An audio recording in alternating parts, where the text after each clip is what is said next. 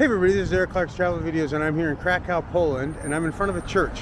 Yeah, you know, it wouldn't be an Eric Clark travel video if I didn't do a church video, 1 or 2 or maybe 4 or 5. Anyway, let's take a look inside.